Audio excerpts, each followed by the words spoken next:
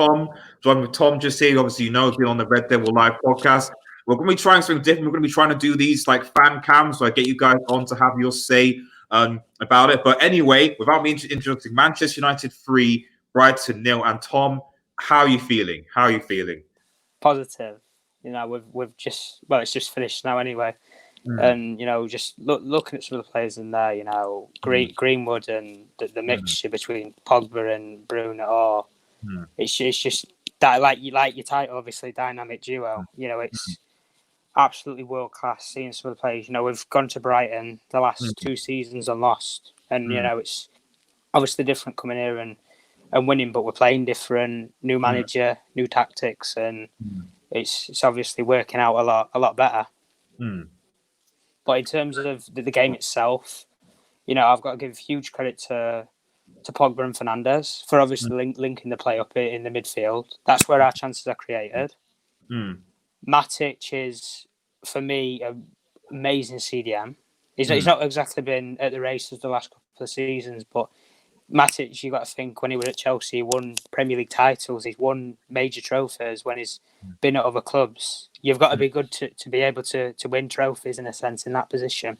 And I think CDM is one of the hardest positions to play. I'm not sure if you've played football yourself or anything, but you're sitting right in the back of the 2 centre-halves, and you know, you're like the first line of defence, then it's the defenders, and then it's the goalkeeper. If you can keep that consistency, then no team can really penetrate you. And I think that's the problem that Brighton had in midfield. You know, any creative player that comes up against Matic, you know, I think they'll struggle. You know, I look at players like Kevin De Bruyne. Where the hell has he been? You know, when players like Matic have been in there and McTominay just That's true. You know, and I think when we obviously look at the table, you know, people, I think we've got to give huge respect to the manager. People have written him off this season, but he's got to the Carabao Cup semi-final. We could have won that. I think we could have gone on and won that and beat Man City if the first leg wouldn't have been as tragic as it was. And Matic wasn't playing that either. Yeah, there you go as well. And obviously with the injuries we've had this season, you know, major players out like Pogba and that's not exactly helped. And you know, I just think that, you know, when you look at this team that Ollie's building here, it's the building blocks to something big, in a sense. And I'm not sure if you've seen Manchester City, I think, have gone backwards just overnight. They've sold one of the best players in Leroy Sané for I think it was 54.8 million. That's nothing. No money at all. And he's gone to a European giant in Bayern Munich. Credit to Bayern Munich for obviously getting him for the price that they have. I think that's an absolute steal for them.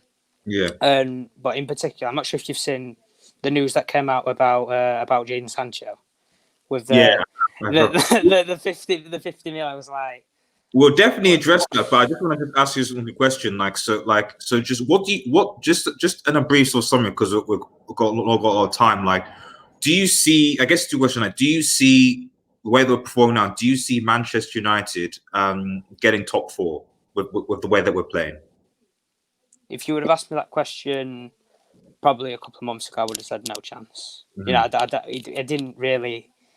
Solskjaer, he'd been in the job a year. He'd only brought in 3 players. You know, he's not really had his stamp on the team, in a sense. Some of these players have been here for years. You know, Phil Jones has been here since Ferguson left. You know, and you know, we need, you know, a manager needs time to bring in his players. Like we spoke about, obviously Arsenal with Arteta needs time to, you know, take another man's team, in a sense. And you know, I think that's exactly the same with what Ollie's done, obviously. But I can't doubt him enough with the signs that he's brought in, and you know, we get some of these deals over the line in the summer. I think we will get top 4.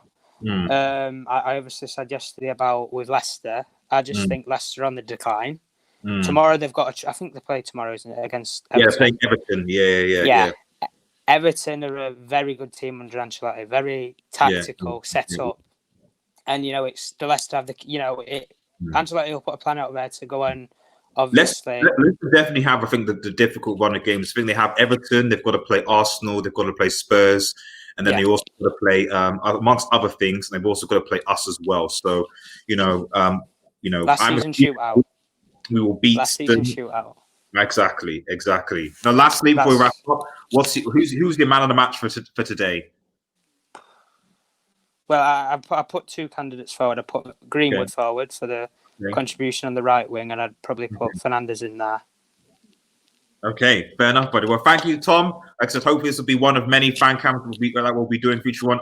Stay tuned. I'll be doing my post-match reaction live in about 15, 20 minutes. But remember, guys, if you're new to the channel, please like, share, and subscribe to Devil Studio. Thanks for being on, Tom, and see you in a bit. Yeah, no problem. Cool.